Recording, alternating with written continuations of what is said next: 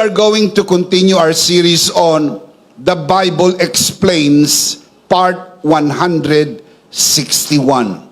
Today, we are going to continue our discussion on our series in Christ Realities, Part 8. Today, we are going to talk about healing and health. We are going to discuss in Christ, you are healed and healthy. I believe healing and health are part of the atonement, the finished work of Jesus Christ. And in Christ, healing and health are yours. Let's talk about this and let's commit this first to the Lord. Our dearest Father in heaven, we are so very thankful for how you have gathered us today. This is a beautiful day. Thank you so much for the wonderful time of praise and worship. There is so much joy in your house. Even the psalmist declares, I would rather be a doorkeeper in your house than dwell elsewhere.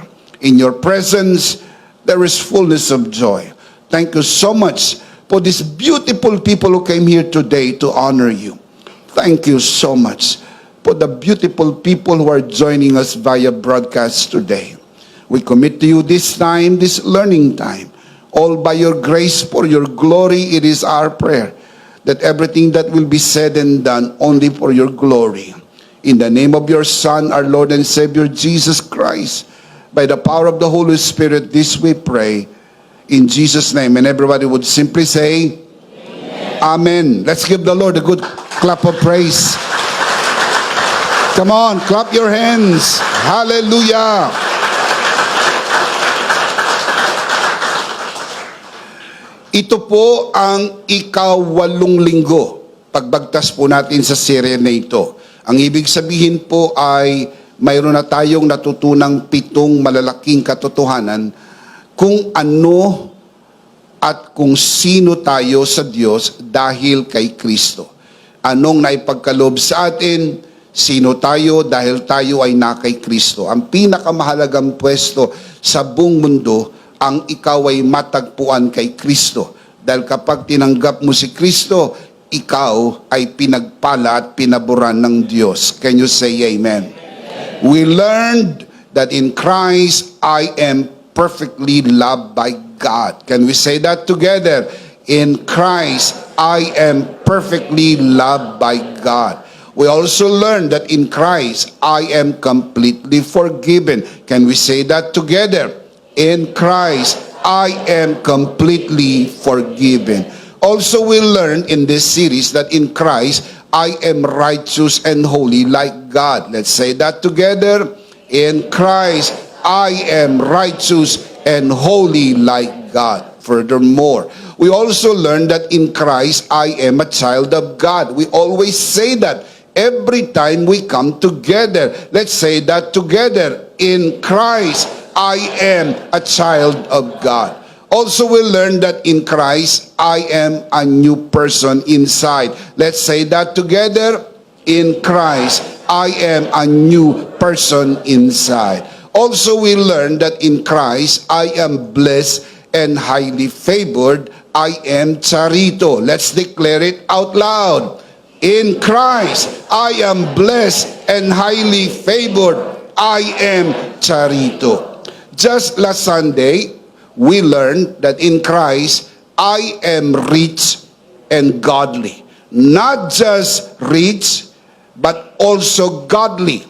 Not just godly, but also rich. Always keep in mind that not all rich are godly. And also, not all godly are rich, because some people, out of spiritual stupidity, out of realizing godliness, they reject the blessing of God and they embrace poverty. That is wrong.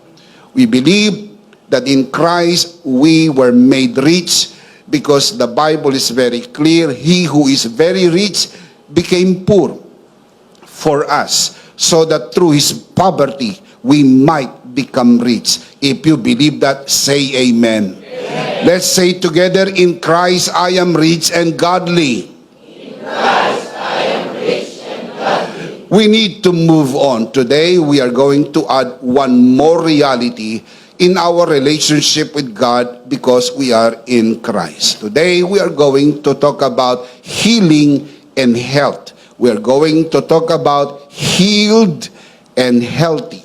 I believe healing and health are part of the atonement. When we say atonement, we are referring to the finished work of Jesus Christ. In fact, this is a matter of fact. We believe that so much in this community. We believe that so much in our school, Emmanuel Ministry Institute, that I have written 3 important booklets and also available in our ebook format.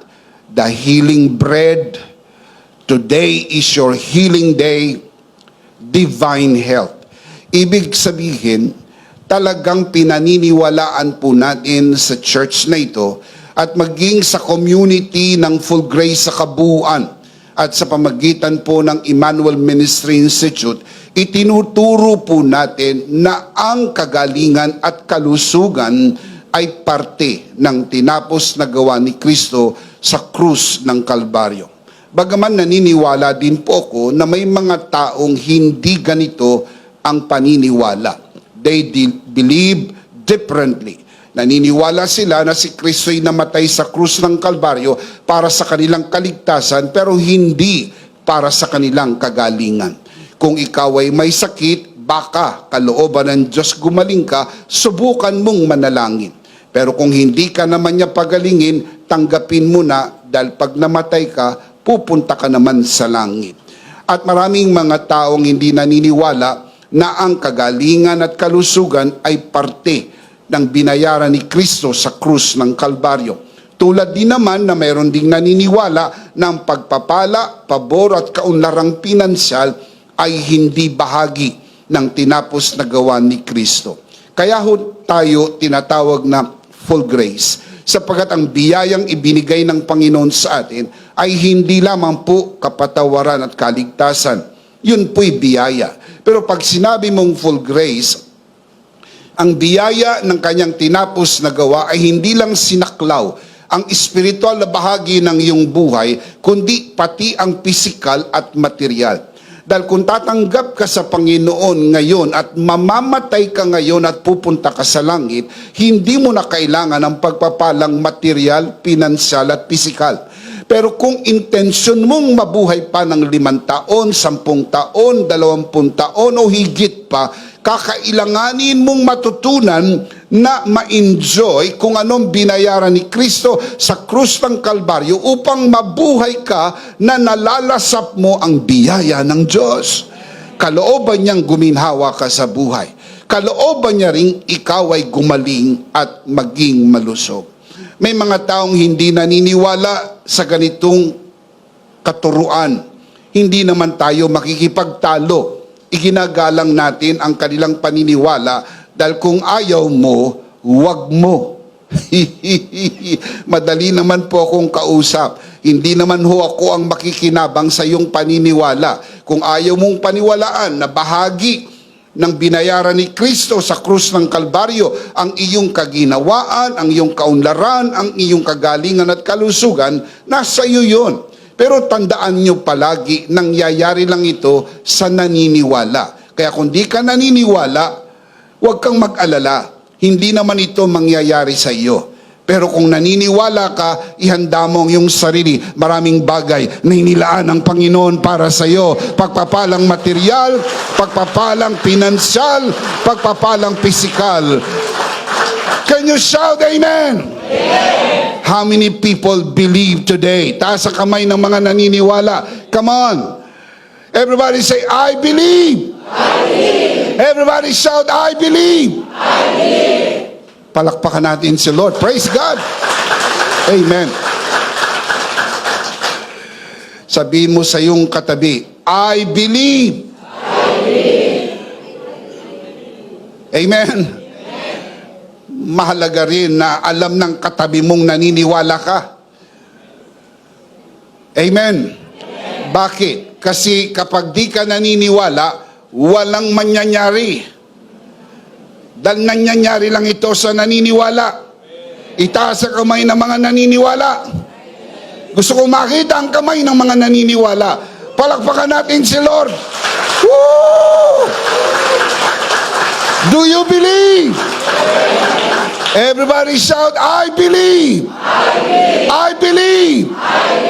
Bakit mahalaga yon? I'll show you the verse. Matthew chapter 9 verse 28 to 29. When he had gone indoors, the blind men, referring to the two blind men, the blind men came to him. And he asked them, Jesus asked the two blind men, do you believe I can do this? Can you imagine? Bago niya pinerform yung miracle, tinanong niya yung dalawang bulag, do you believe that I can do this? Now, why so important to ask? Because it only happens to those who believe. If you do not believe, good night. But if you believe, good morning. How many believers we have? How many believers we have? Raise your hand. How many believers we have? Good morning. Palakpakan si Lord. Good morning. Praise God. The two blind men answered, yes, Lord. They replied. Then Jesus said, according to your faith, be it unto you. Jesus said to the two blind men, according to your faith, be it unto you. Mangyayari lang sa iyo kung ano ang iyong pinaniniwalaan. Kaya kung di ka naniniwala, hindi obligado ang Diyos gawin sa iyo ang pagpapalang material, pinansyal at pisikal. Pero kung naniniwala ka, gagawin ng Diyos sa iyo ang iyong pinaniniwalaan. Do you believe? Praise God. Napakaganda po ng mga verses na ito. Pero allow me to read this from the Message and you will be so blessed with this translation. Matthew 9:28 to 29 from the Message. When they were inside, the blind men came to Jesus, and Jesus said, do you really believe I can do this? They said, yes, Master. He touched their eyes and said, become what you believe. Powerful. Become what you believe. You know what the Bible tells us? You become what you believe. Kaya nangyayari lang sa naniniwala. Kaya kung di ka naniniwala, huwag kang mag-alala. Hindi ka gagaling. Kung di ka naniniwala, huwag kang mag-alala. Mamamatay ka na. Kung di ka naniniwala, huwag kang mag-alala. Hindi ka aahon sa buhay.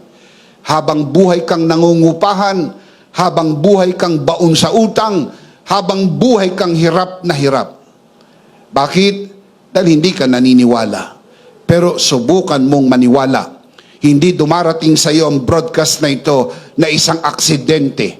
Niloob ng mabuting Diyos na marinig mo ito dahil gusto ng Diyos maniwala ka. At ngayong gabi ang simula ng iyong pagpapala. Ngayong araw na ito magsisimula ang iyong himala, ang iyong kagalingan, ang iyong pagpapala, ang iyong pabor. Shout amen! The Bible says, my people are destroyed for lack of knowledge. Because you do not know. You cannot believe beyond what you do not know.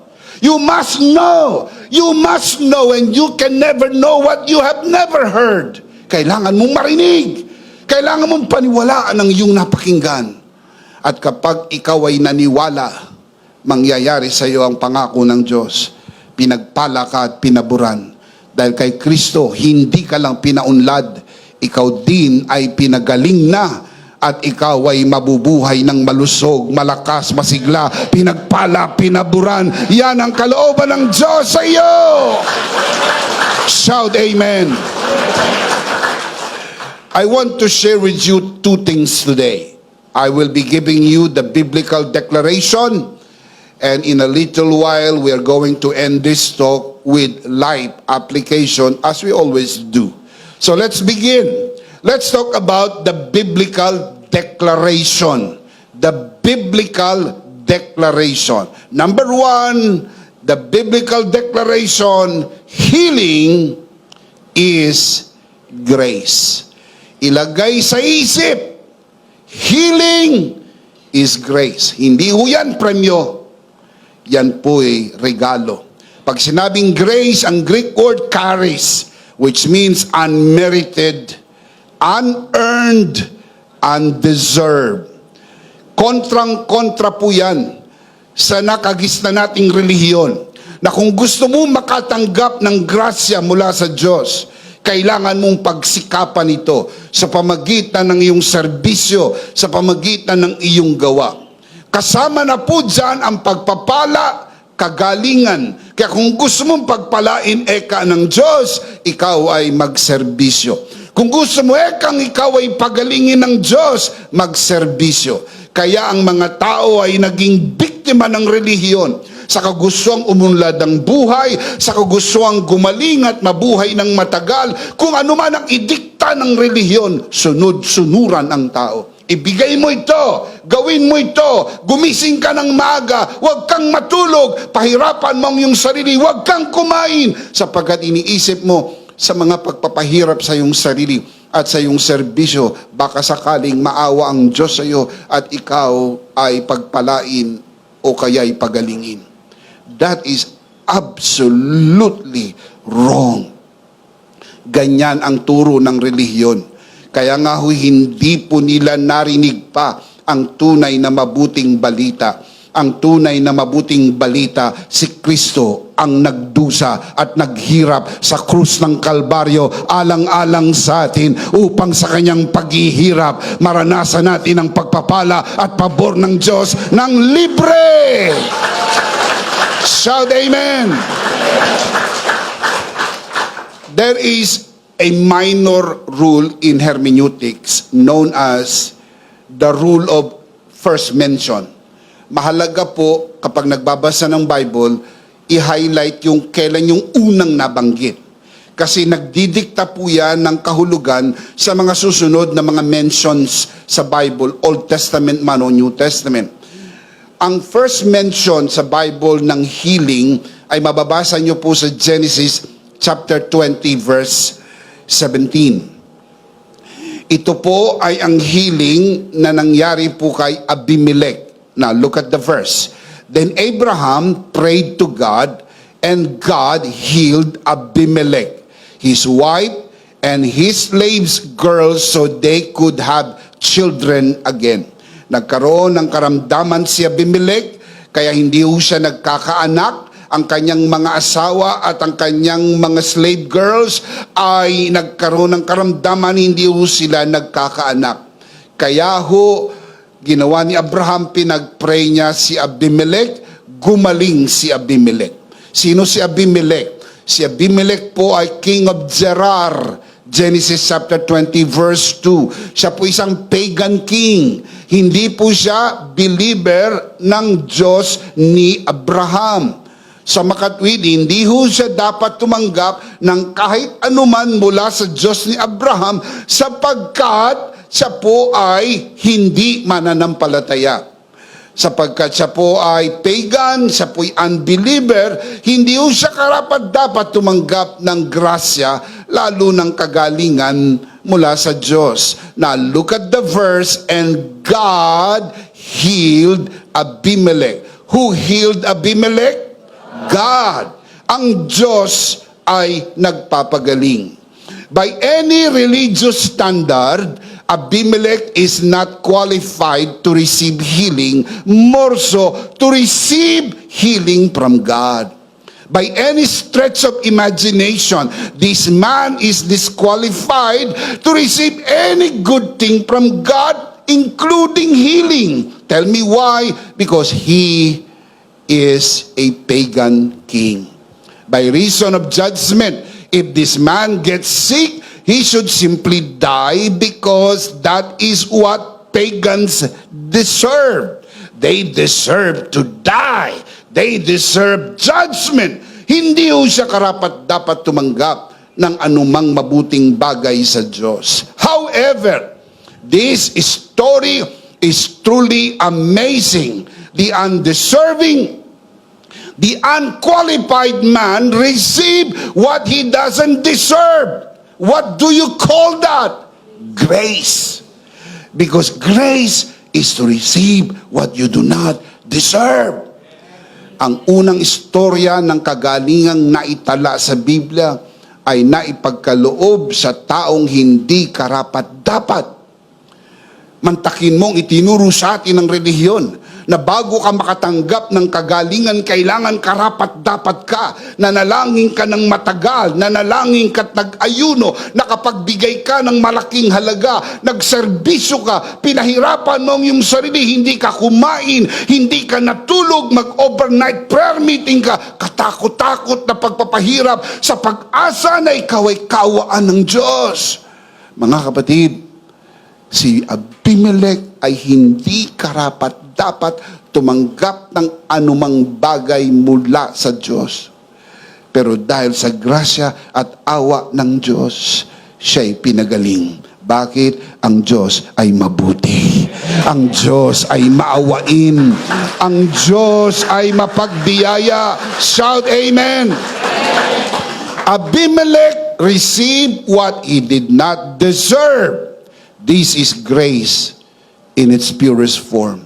Alam niyo po ba mga kapatid, kay Kristo, tayo po ay nabigyan ng biyaya. At ang biyayang naipagkaloob sa atin, ginawa tayong karapat-dapat tumanggap ng anumang bagay na inilaan ng Diyos sa atin ng libre. Colossians chapter 1 verse 12, the Apostle Paul writes, giving thanks to the Father, who has qualified you to share in the inheritance of the saints in the kingdom of light. The word qualified comes from the original Greek word hikano. Simply means qualified. Pero yan po'y nakasulat sa aorist tense. Ang ibig sabihin, qualified, already qualified. Whom God has qualified, no one can disqualify. Hindi ka pwedeng i-disqualify. Hindi ka na pwedeng pagalingin. Bakit? Hindi ka gagaling. Bakit? Can you imagine what religion does today? Dini-disqualify nila yung mga maliit magbigay, hindi nakakapagbigay, hindi nagsisimba, hindi pala simbahin. Dini-disqualify po nila yung hindi pumapasa sa standard ng kanilang religion. That is wrong. Kay Kristo, tayong lahat ay qualified. Palakpakan si Lord. Kay Kristo, tayong lahat ay qualified. Shout amen. Bakit? Dahil lahat tayo nagsimulang disqualified. Kinwalify lang tayo ng finished work. Without the finished work of Jesus, we are disqualified. But because of what Jesus has accomplished on the cross, we are now in Christ. And in Christ, God has qualified us to receive the inheritance of the saints. May balita po ko sa inyo, kasama sa binayaran ni Kristo sa krus, ang iyong kagalingan. Kaya ano man ang diferensya ng iyong katawan, pinagaling ka na ng Panginoon. Shout amen! Number 1, healing is grace. Number 2, healing is God's will. Ilagay sa isip, kalooban ng Diyos, magpagaling. Kaya kung mananalangin ka na may kumpiyansa, kasi alam mo, hinihiling mo ay ang kalooban ng Diyos. Kapag napag-uusapan po ang kalooban ng Diyos, God's will, ito po ay naipapahayag sa pamagitan ng dalawang pamamaraan. Ang una ay ang salita ng Diyos, ang tinatawag na nasulat na kalooban ng Diyos. The Bible, the written will of God. Ang pangalawa ay ang ating Panginoong Jesucristo, the personified will of God. Kung gusto mong malaman ang kalooban ng Diyos, basahin mo ang Biblia dahil ipinasulat ng Diyos ang kanyang kalooban, ang kanyang kagustuhan nakasulat sa Biblia. Kaya pag nababasa mo sa Biblia, kinakausap ka ng Diyos sa kanyang kagustuhan na mangyari sa iyo. Kung gusto mong malaman ang kagustuhan ng Diyos, ang kalooban ng Diyos, tignan mo ang buhay ni Jesus. Minumungkahi ko na basahin niyo po ang Matthew, Mark, Luke, and John so you will know more about the life of Jesus, the teaching of Jesus, the ministry of Jesus, the miracles of Jesus. And you would understand Jesus of the Bible. Sino yung Jesus ng Biblia na ipinakilala po sa atin na siya ang kalooban ng Diyos na nahayag para sa atin? Hebrews chapter 10 verse 5 up to 7, ganito po ang ating mababasa. Therefore, when Christ came into the world, He said, sacrifice and offering you did not desire, but a body, referring to the incarnation of Jesus Christ, the physical body, the human Jesus, but the body you prepared for me. With burnt offerings and sin offerings, you were not pleased. Then I said, Jesus said, this is what Jesus said, I said, here I am. It is written about me in the scroll. I have come to do your will, O God. Anong sabi ng Panginoong Hesus? Ako'y naparito para gawin ang kalooban mo, O Diyos. Nang si Kristo'y naparito, siya po ang ekspresyon ng kalooban ng Diyos. Panoorin mo si Jesus, makikita mo ang kalooban ng Diyos sa kanyang buhay. In-affirm niya po ito. John chapter 6 verse 38. For I have come down from heaven not to do my will, but to do the will of Him who sent me. Remember the famous prayer of Jesus in the Garden of Gethsemane, not my will, but your will be done.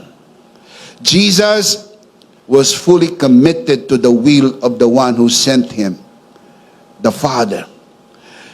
In other words, everything Jesus did when He was on earth is a clear expression of the will of God. Lahat ng ginawa ni Jesus, lahat ng sinabi ni Jesus, lahat ng ipinakita ni Jesus, ay ekspresyon ng kalooban ng Ama na nagsugo sa Kanya. Si Jesus ay nagpagaling. Sa makatwid, kalooban ng Diyos magpagaling. Dahil sabi niya, naparito ko para gawin ang kalooban ng Diyos. Si Jesus po ba'y nagpagaling? Sa makatwid, yung pagpapagaling ni Jesus ay paggawa ng kalooban ng Diyos. Kaya maliwanag sa Biblia, kalooban ng Diyos ang kagalingan. In fact, mababasa po niyo sa Matthew chapter 8 verse 16 that Jesus healed all the sick. Not many sick, all the sick. Jesus did not calm the storm all the time. Jesus did not multiply bread all the time, but Jesus healed the sick all the time. Walang lumalapit kay Jesus na hindi niya pinapagaling. Lahat. Kaya makakasigurado ka, gusto ng Panginoon gumaling ka. Gusto ng Panginoon gumaling ka. Amen. Amen. If Jesus is the personified will of God, and He is, then Jesus healed all the sick all the time. Then healing the sick should be God's will all the time. Sa lahat ng panahon. Can you say amen? You do not have to be genius to know this. Otherwise, Jesus did contrary to the will of the one who sent Him. Kung, isip-isip din pag may time, kung ang pagpapagaling ay hindi kalooban ng Diyos. At si Jesus ay nagpagaling. Sa makatwid, madali maintindihan. Ginawa ni Jesus labag sa kalooban ng Diyos. On the contrary, kung ang kagalingan ay kalooban ng Diyos at si Jesus ay nagpagaling, ginawa niya ang kalooban ng Diyos. And if you are sick in your body, you who are watching this broadcast, this is not by accident, because we believe you're hearing the message from the Lord. This is your healing day. We believe that with all of our hearts. Hindi aksidenteng napanood mo ito. Maring ikaw ay may malubang karamdaman. Maring ikaw ay nakaratay sa banig ng karamdaman. Maring hindi ka na nakakatayo. Maring hindi ka na nakakagalaw. O maring may maluba kang kanser at tinaningan ka na ng doktor. Hindi aksidente na naririnig mo ito. Ngayon, ang araw ng iyong kagalingan. Receive! Today is your healing day! Come on, give Him praise, give Him praise! Thank you, Jesus. Ako'y naniniwala na maraming pinagagaling ang Panginoon ngayon habang naririnig niyo ang broadcast na ito. Why we believe? Because healing is God's will. The Bible says, healing is God's will. Mark chapter 1 verse 40, following verses. A man with leprosy came to him and begged him on his knees, "If you are willing, you can make me clean." Imagine the words of this man, this leper. Sabi niya, "If you are willing, you can make me clean." Verse 41, filled with compassion, Jesus reached out his hand and touched the man. What did Jesus say? I am willing. Be clean. I like in the King James Version, the leper asked the question, "If thou wilt, thou canst make me clean." Jesus, filled with compassion, touched the man and simply said, I will. 2 words, I will. Kaya kung tinatanong mo kung kalooban ng Diyos, gumaling ka. Sinagot ka na, kalooban ng Diyos, gumaling ka. It is God's will. Come on, give Him praise, give Him praise. It is God's will. Amen. Look at verse 42. Immediately, the leprosy left him and he was cured. Can you say amen? Amen. Kapag alam mo na kalooban ng Diyos ang pagpapagaling, you can pray confidently. Now, hindi namin kayo tinuturuan ng magic. Tinuturuan po namin kayo ng operation ng faith. You have to learn how faith operates. Maaaring pag nag-pray ka, nandun pa rin ang sakit. May nakikita ka at may nararamdaman ka. Pero hindi po yung nararamdaman mo at nakikita mo nagdidikta ng iyong paniniwala. Kahit may nakikita ka at may nararamdaman ka, pinipilit mo yung paniniwala mo dahil yung paniniwala mo ay nakaayon sa hindi nagbabagong salita ng Diyos. Yung nakikita mo at nararamdaman mo nagbabago. What you see and what you feel are all subject to change. But the will of God will never change. The Bible says the will of God is established in the heavens forever. Kaya you can pray confidently. Let me show you how we can pray and how we should pray. 1 John chapter 5 verse 14. This is the confidence we have in approaching God. That if we ask anything, yung healing po ba part ng anything? If we ask healing, pwede rin ba yan? If we ask blessing and favor, anything, if we ask anything according to His will, anong kanyang promise? He hears us. Yung hears po, present tense. Ni hindi po niya ipinangakong pakikinggan kita. Ang kanyang pangako, pinakikinggan kita. Magkaiba po yung pakikinggan kita sa pinakikinggan kita. Magkaiba po yung English, I will hear you, kaysa po, He hears us. The Bible says, He hears us. Kapag ang hiningi mo sa Diyos ay kalooban niya, pinakikinggan ka ng Diyos. Kaya sigurado ang iyong sagot sapagkat ang hiniling mo ay ayon sa kalooban ng Diyos. Can you say amen? So hindi mo na kailangan manalangin na, Lord, kung kalooban mo, pagalingin mo ako, kung di, kunin mo na ako, Lord. Lord, kung kalooban mo, pagalingin mo ko, kung di, mamatay na ako, Lord. That is a prayer of ignorance. Sad to say, maraming mga tao, they pray ignorantly. Instead of praying confidently, dapat mag-pray ka na may kumpiyansa. Una, siguruhin mo muna kung kalooban niyang magpagaling. Sigurado ka na ba? Tinatanong ko kayo, sigurado ka na ba na kalooban ng Diyos magpagaling? Maliwanag po yan. Gamit po ang Biblia, gamit po ang Panginoong Hesus, gamit po ang ekspresyon ng kalooban ng Diyos. Maliwanag pa sa sikat ng araw, kalooban ng Diyos magpagaling. So lumapit ka sa Kanya na may kumpiyansa. Alam kong yung kalooban, o Diyos. Mabuti kang Diyos. Mabuti ka. Salamat po sa iyong kalooban. Kalooban mong gumaling ako. Ang iyong anak ay nagdusa sa krus ng Kalbaryo para sa aking karamdaman. Kaya ngayon, pinaniniwalaan ko sa iyong biyaya, pinagaling mo na ako. Sa iyong grasya, pinagaling mo na ako. Amen. Praise God. I'm sure more can be said on this topic. Dahil ito lang topic na ito, mga batid, ay pwedeng pag-usapan ng 1 buwan, 3 buwan, at maging 1 taon, na hindi man lang po natin madidiscuss lahat sa yaman ng katotohanan tungkol sa kagalingan. Very, very, very huge topic ang healing throughout the pages of the Bible. Meron po kayo sinulat na booklet. Available po ito sa e-book format. Today is your healing day. Over 40 pages of discussion on the topic of healing. Get a copy.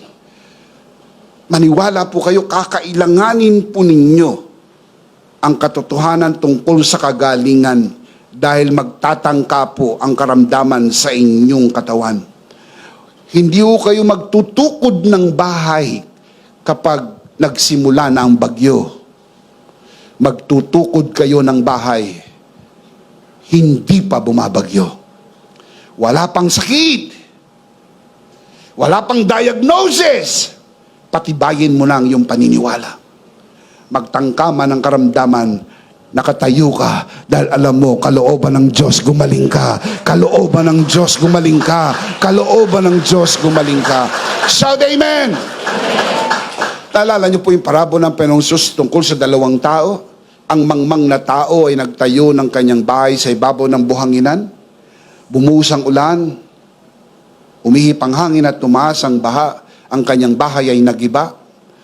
At ang wika ni Jesus, meron ding 1 tao na nagtayo ng kanyang bahay sa ibabaw ng bato.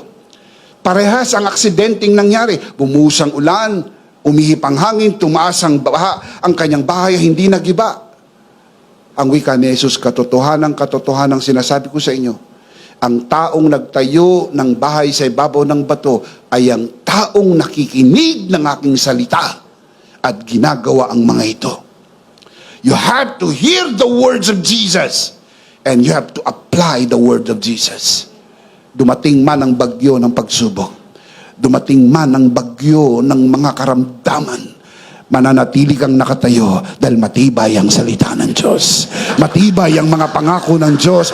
Matibay ang biyaya ng Diyos. Shout amen! You need to understand, number 1, healing is grace. Number 2, healing is God's will. Number 3, health is divine. Mga kapatid, ang healing ay maganda. Pero mas maganda ang health. Dahil hindi mo namang gusto linggo-linggo pinagpe-pray over ka ng pastor. Suki ka na ng altar. Pag tinawag ang may sakit, lagi kang nandun. Sabi ng bishop, nandito ka na naman. Naniniwala po ako eh. Naniniwala ka sa pagpapagaling. Kaya linggo-linggo ka nagkakasakit. Linggo-linggo ka rin gumagaling. Taasan mo lang yung paniniwala.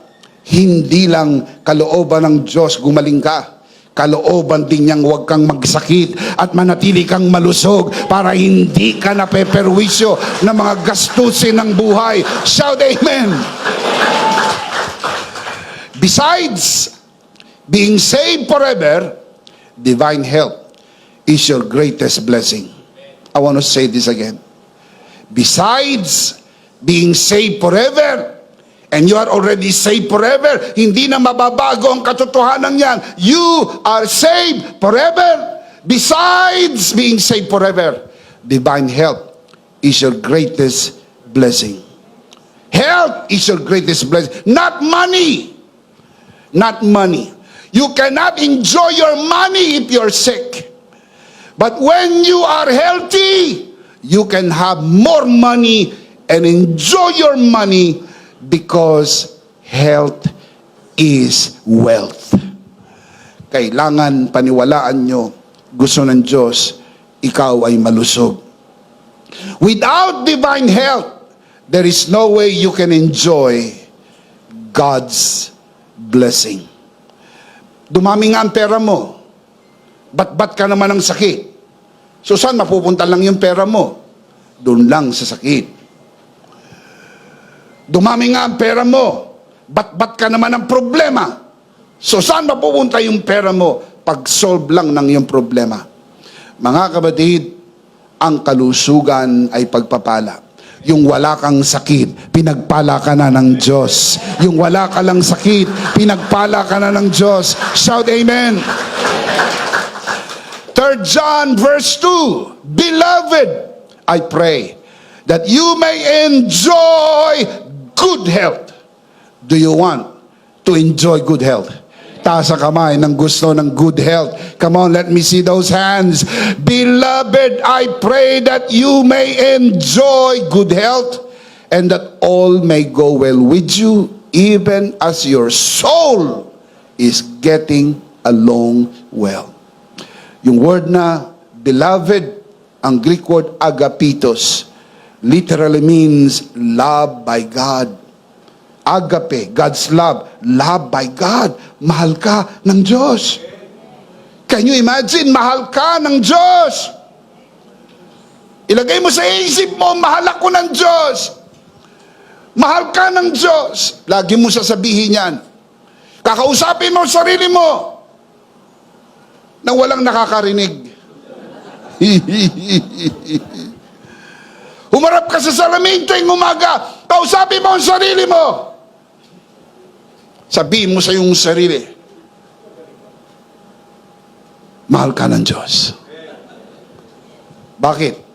Sapagkat pag lagi mong ipinapaalala sa sarili mo, mahal ka ng Diyos, tumitibay ang iyong paniniwala na gusto ng Diyos. Ikaw ay malusog, malakas, masigla, pinagpala, pinaburan, at mabubuhay ng mahaba. Shout amen! Shout amen! Praise God! Agapitos. Huwag mong masyadong ipagmalaking mahal mo ang Diyos. Ganyan yung religion eh. Nakakakita ako niya sa religion eh. Sobra eh. Mahal ko ang Diyos, mahal ko ang Diyos, mahal ko ang Diyos. Anong sagot ko? Di ikaw na.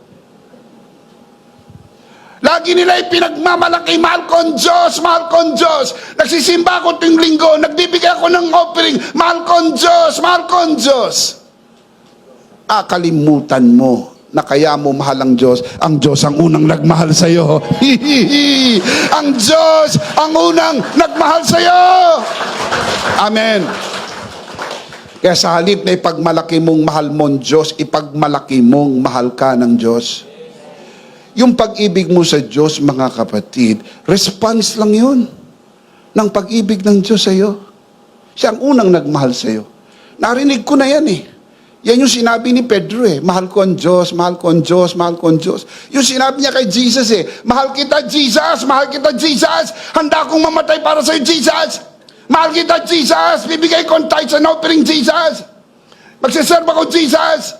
Sasama ako sa praise and worship, Jesus. Mahal kita, Jesus. Hindi ako absent, Jesus. Mahal na mahal kita, Jesus. Oh, narinig ko na yan eh. Hindi na yan bagong kwento eh. Pero, nung si Jesus ay dinakip at hinuli,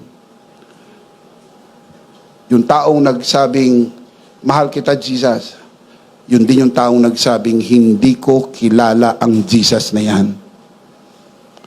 Alam niyo kung bakit natumba si Pedro? Kasi siya po'y nakaangkas sa kanyang pagmamahal kay Jesus. Alam niyo po ba sa 12 alagad, isang alagad lang ang nakalapit sa paanan ng krus. Habang si Kristo'y nakabayubay sa krus ng Kalbaryo, suspended between the heavens and the earth, crucified between two thieves in the most painful, shameful, most cruciating pain, only one disciple was there. John the beloved. Siya yung alagad na palagi niyang sinasabi, ako ang alagad na mahal ni Jesus. Ang sabi ni Pedro, ako ang alagad na nagmamahal kay Jesus. Natumba. Ang hindi natumba ay yung alagad na nagsabi, ako ang alagad na mahal ni Jesus. Mga kapatid, ang ipagmalaki natin ay ang pag-ibig ni Jesus. Ah, yes. Come on, give Him praise. Amen. Amen. The love of Jesus, sweet and marvelous, higher than the mountain, deeper than the ocean, wider than the universe. Oh, wonderful love. Palakpakan natin ang napakagandang pag-ibig. Praise God. Can you say amen? Amen. Can you shout amen? Amen? That is very powerful. I wish I have even more time to fully develop that. Meron po akong ebook na isinulat. Ang title po ng ebook ay Divine Health. Staying Healthy Through the Cross. Sa booklet na ito, sa ebook na ito, ay isinare ko po ang 6 secrets to staying healthy through the cross. Kalooban ng Diyos, ikaw ay manatiling malusog.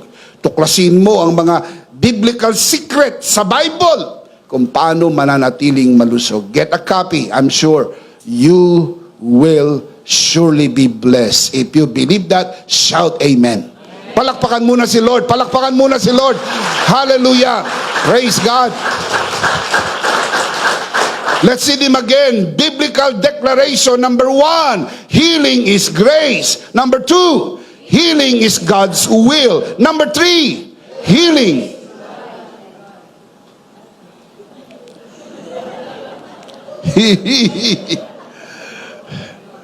Take 2. Number 1, healing is grace. Number 2, healing is God's will. Number 3,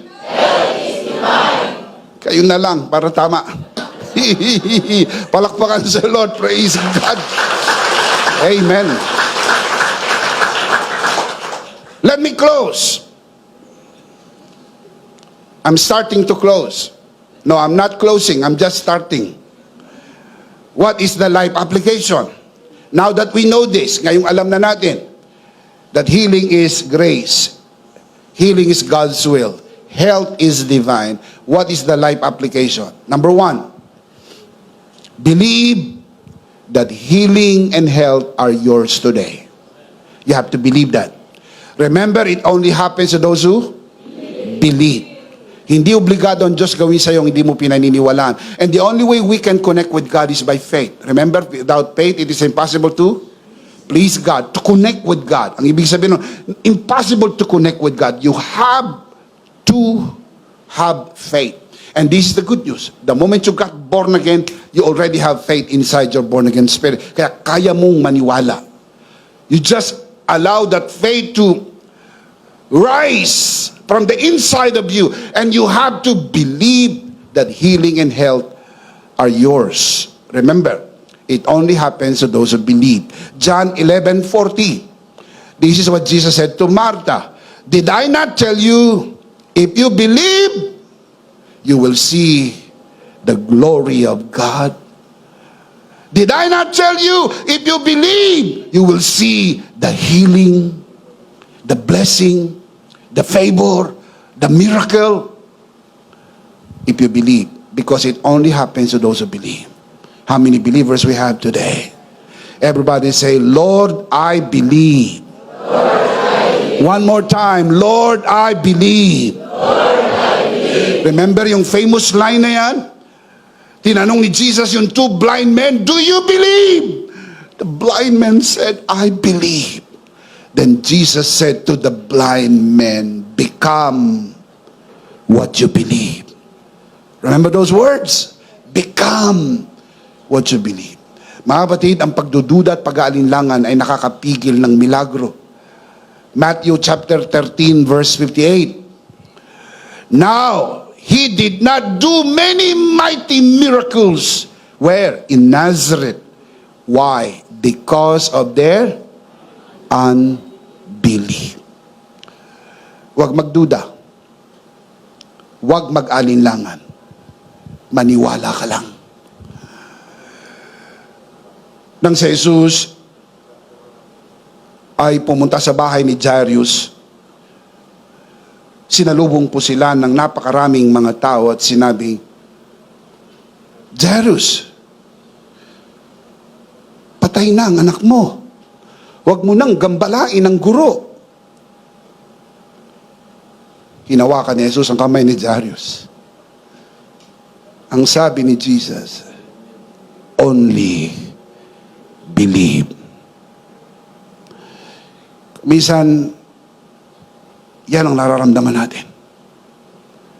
Parang nanginginig tayo sa takot, nanginginig tayo sa nervyos. Hawak natin ang medical report. Ramdam natin ang kirot ng katawan. Ramdam natin ang sakit.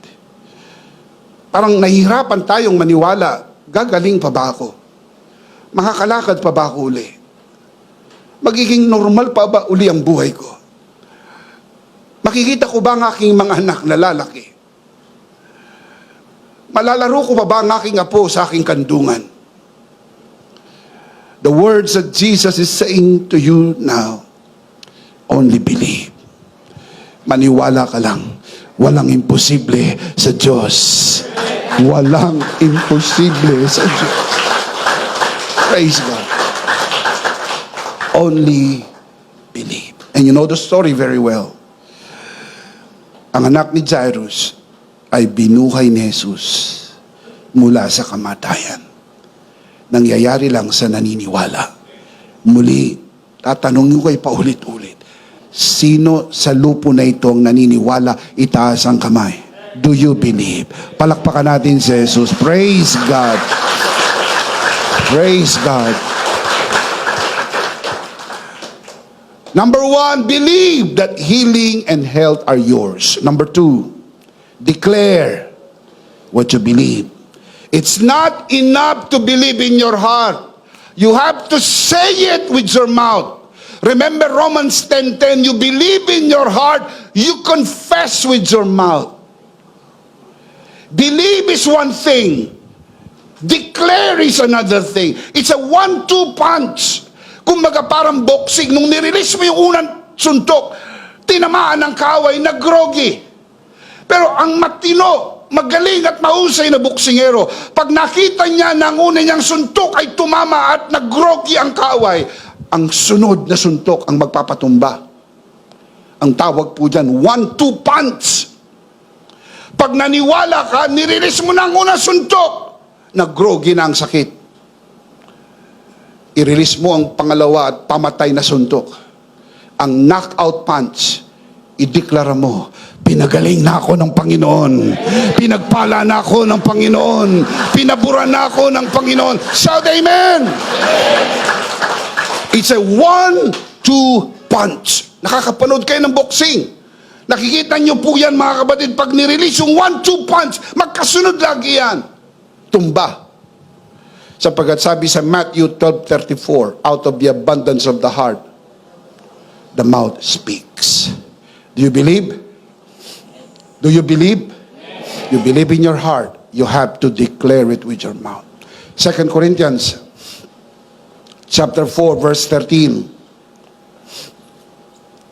And since we have the same spirit of faith, according to what is written, I believe, and therefore I spoke.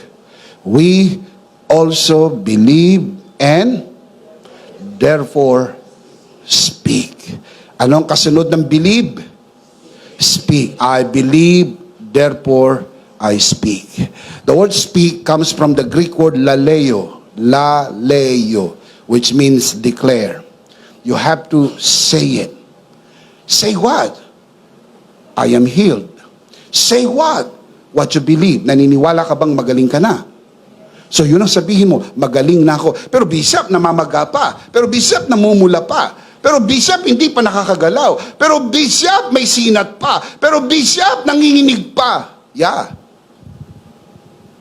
That is what your eyes are seeing. Pero seeing is different from believing. You are not under obligation to speak what you see.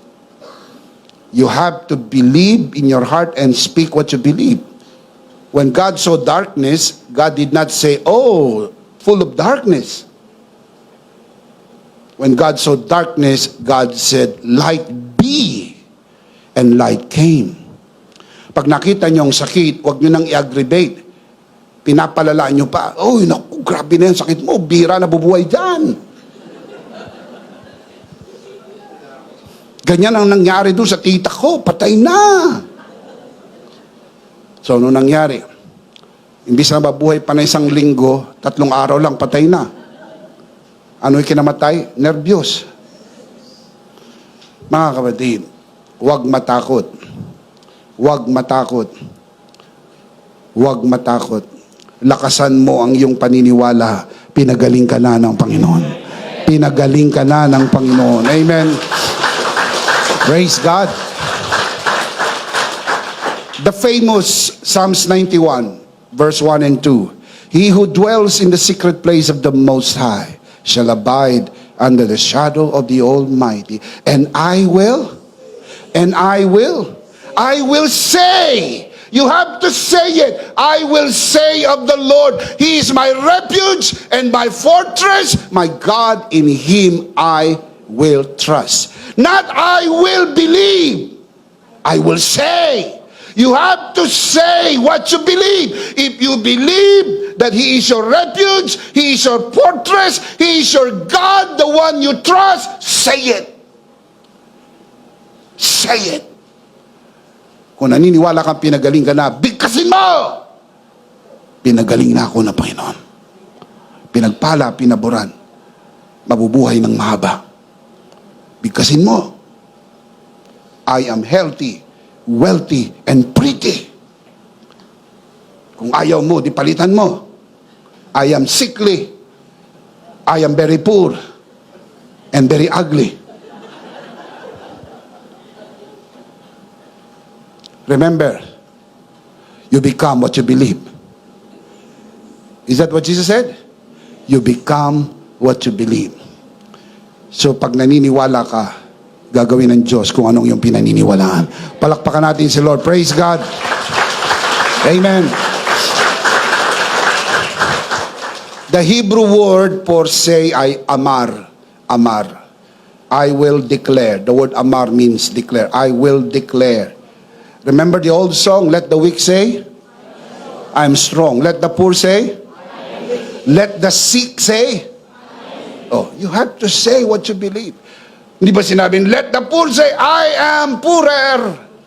Hindi Let the poor say, I am rich. Let the sick say, I am healed. Bigkasin mo, magaling na ako. Malusog, malakas, masigla, pinagpala, pinaboran at mabubuhay ng mahaba. Bigkasin mo palagi. Amen? Proverbs 18:21, the tongue has the power of life and death, and those who love to talk will have to eat their own words. You will eat your own words. Numbers 14:28. So tell them, as surely as I live, declares the Lord, I will do to you the very things I heard you Say. Interesting. Yung word na say, dito sa Numbers 14:28, at doon po sa Psalms 91 verse 2, I will say of the Lord, sabi dito, I will do the very things I heard you say. Same Hebrew word, amar. You have to declare it. You have to say it. Speak good things over your life. Dami kang magandang bagay na sinasabi sa ibang tao. Sabihan mo ang sarili mo ng magandang bagay. I-bless mo ang sarili mo araw-araw. Humarap ka sa salamin. Sabihin mo sa sarili mo kung ano ang mga dapat mong i-enjoy sa araw na ito sapagkat yan ang kalooban ng Panginoon sa iyo. Number 3, do the communion every day. Some people do this once a week, once a month, once a year. But I suggest do it every day. I wish I have even more time to fully develop that idea. Pero meron po tayong ebook. Ang title po, The Healing Bread. Dito po pinaliwanag ko na ang tinapay ay simbolo ng bugbog na katawan ni Kristo. At sa pamagitan ng pagpartake ng healing bread, you are making a declaration of your faith. Na hindi po yung makatid magic bread. We are not promoting magic bread. Healing bread. Kasi yung ostya o yung tinapay ay hindi yung nag-work ng magic. Nag-work po ito by faith. Kaya pag kinain mo yung tinapay na simbolo ng bugbog na katawan ni Kristo, at sabi sa Bible sa kanyang mga sugat, pinagaling ka na, you are releasing your faith. Kapag araw-araw mo itong ginagawa, you are making your faith declared by what you do. Not only by what you say, but what you do. Acts chapter 2 verse 46. Every day, they continued to meet together in the temple courts. What did they do? They broke bread in their homes. Healing bread, communion, and ate together with glad and sincere hearts. Number 4, avoid every kind of evil. Layuan mo lahat ng anyo ng kasamaan. Bakit po kailangan gawin yan? Nasa Bible po yan. 1 Thessalonians 5:22, avoid every kind of evil. The word avoid, the Greek word is apekomai. Ang root word ng apekomai ay apeko, meaning distance, away from, or hands off. Huwag mong hawakan, layuan mo, dumistansya ka. Kapag masama, dumistansya ka. Pag masamang lugar, huwag mong puntahan. Pag masasamang tao, huwag mong samahan. Pag masamang gawain, huwag mong gawin. Bakit? The devil traffics in darkness. When there is darkness, there are evil works. And evil works are sin, sickness, poverty, and death. Kaya pag alam mo ng masama, yung barkada masama, yung mga kaibigan masama, yung turo masama, huwag mo nang puntahan. Huwag kang umaten sa mga turong masama. Huwag mong panoorin, huwag mong pakinggan, kasi yung mga turong masama, hindi tumutugma sa finished work. Binibida ang sariling gawa, masama po yun. Dahil isa lang ang misaheng mabuti, yung tinapos na gawa ni Kristo. Any message that would not lift up what Jesus has accomplished on the cross is not a message from God. Kaya any form of darkness, hindi lang yung masamang gawa, kundi masamang turo, masamang gawain, masamang relihiyon, layuan po ninyo. Sapagkat kung nasaan mayroong masamang gawain, nandun din ang kadiliman at nandun ang karamdaman. Titus chapter 2 verse 11 to 12. For the grace of God that brings salvation has appeared to all men. It, referring to the grace of God, teaches us to say no to ungodliness and worldly passions, to live self-controlled, upright, and godly lives. Where? Come on, tell me where? In this present age. In my ebook on divine health, pages 32 to 36, I thoroughly discuss the need to avoid evil in any form and say no to ungodliness and worldly passions as they pose threat to our health. Banta po yan sa ating kalusugan. Remember that. Kapag hindi maganda, layuan. Pag hindi magandang panoorin, huwag panoorin. Pag hindi magandang musika, huwag mong pakinggan. Pag hindi maganda na ang kwentuhan, mag-exit ka na.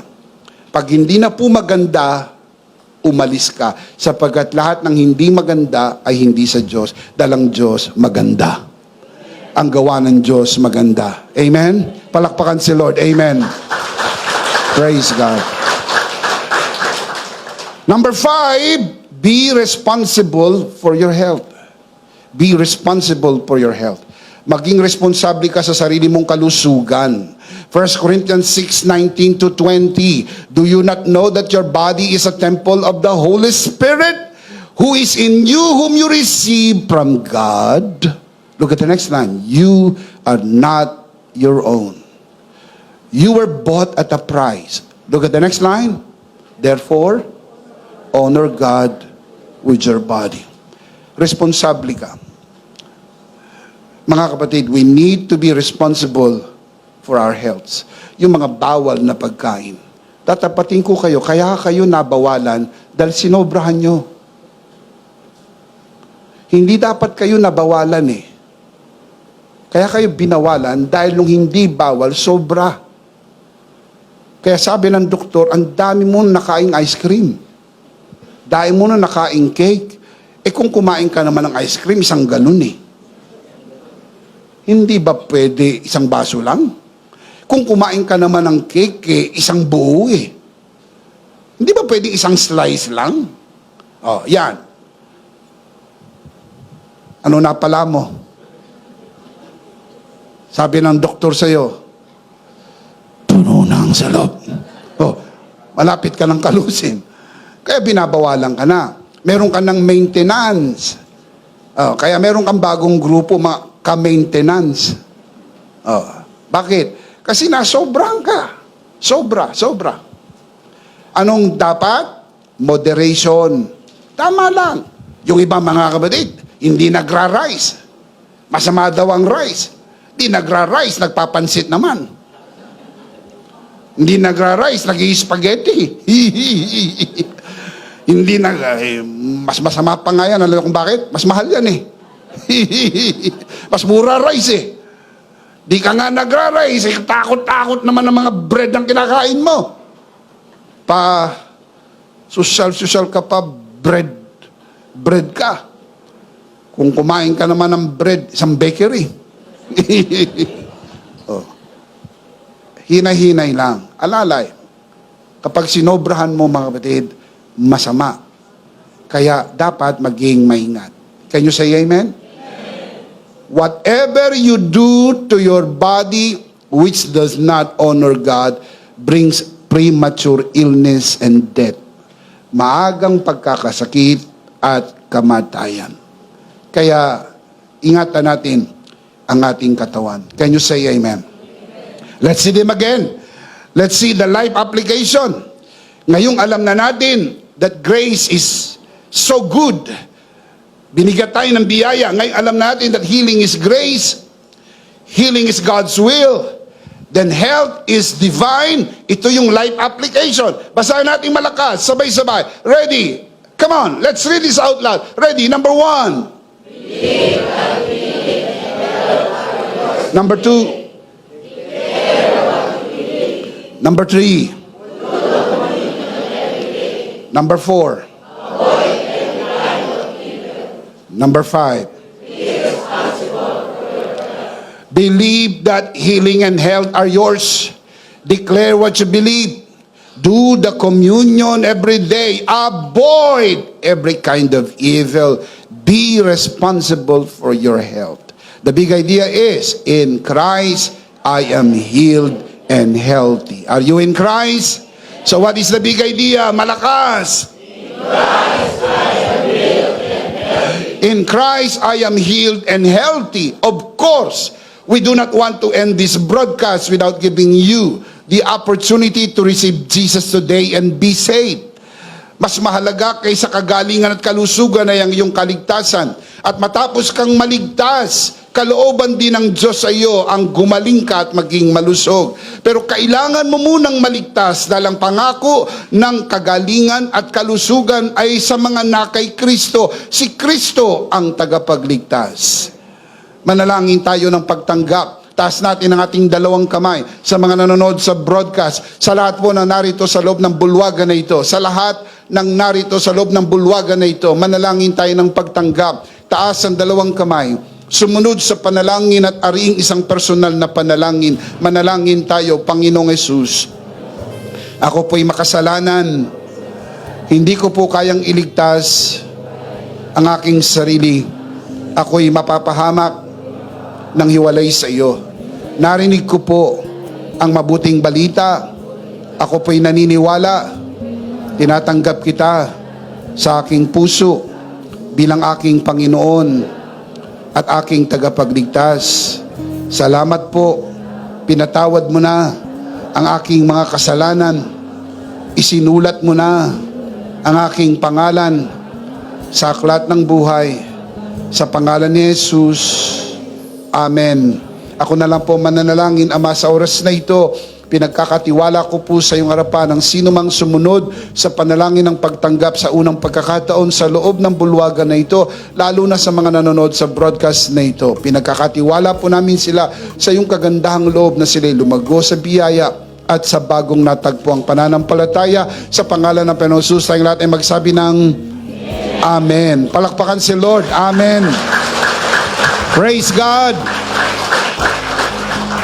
Sa lahat po ng tumanggap sa Panginoon sa araw na ito, sa loob ng bulwagan na ito, lalo na sa mga nanonood sa broadcast, gusto naming sabihin mula sa ikaibuturan ng aming puso, welcome to the family of God. Palakpakan si Lord. Welcome to the family of God. Praise God.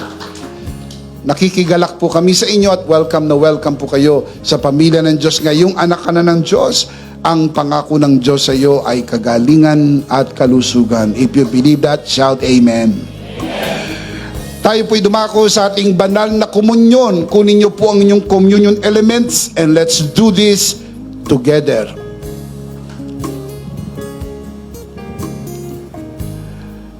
Let's do this together, mga kabiyaya. Hawak-hawak po natin ang pinakamakapangyarihang simbolo ng tinapos na gawa ni Kristo sa krus ng Kalbaryo. Ito ang aral na tinanggap ko sa Panginoon at ngayon naman ay binibigay ko sa inyo. Nang gabing siya pagkanuli dumampot siya ng tinapay, kanyang pinagpirapiraso at kanyang sinabi, ito ang aking katawan na pinagpirapiraso dahil sa inyo. Gawin niyo to bilang pag-alaala sa akin. Sabay-sabay po natin gawin.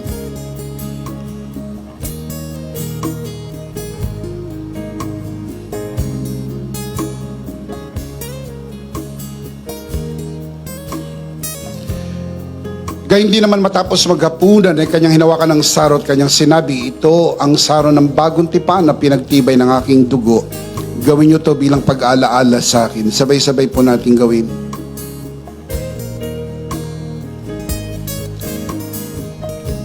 Ate po itaas ang ating dalawang kamay at sumunod po tayo sa panalangin na ito. Aming Ama, maraming salamat po sa aming Panginoong Hesukristo. Panginoong Hesukristo, maraming salamat po sa iyong banal na dugo na iyong itinigis sa krus ng Kalbaryo. Dahil po dito, lahat ng aming kasalanan ay iyon ang pinatawad. Maraming salamat po sa iyong katawan na nabugbog at nasugatan. Dahil po dito, lahat ng aming sakit ay iyon ang pinagaling. Gaya ng nasusulat, sa iyong mga sugat, ako'y magaling na. Ako'y naniniwala, ako'y magaling na. Aking dinideklara, ako'y magaling na. Ako'y malusog, malakas, masigla, pinagpala, pinaboran, at mabubuhay ng mahaba. Sa pangalan ni Jesus, maraming salamat po, Banal na Espiritu, sa iyong kapahayagan, sa mensahe ng biyaya, sa pangalan ng Panginoong Jesus. Amen. Amen. Palakpakan si Lord. Praise God. Praise God. Isang beses pa, malakas, sabay-sabay. Ano po ang ating big idea? Mas malakas pa. In Christ, I am healed and healthy. Not only healed, but also healthy. Can you say amen? Last of all, let me speak to your heart, you who are watching this broadcast. If this broadcast has blessed you, and if not asking too much, I would like you to bless this ministry with your love offering, so that together we can reach the world with the message of full grace. And from the bottom of our hearts here at EMI, we would like to say, thank you for giving to the Lord. We'll see you next Sunday, purposely on site, but definitely we'll see you again online. Ako po si Bishop Emmy. Kasama po si Pastora Jo at ang kabuuan ng The Lord's Community and EMI Broadcast. Maraming salamat po. Stay a bit for more announcements. Stay blessed and stay connected. Always remember, in Christ, you are forever. Charito!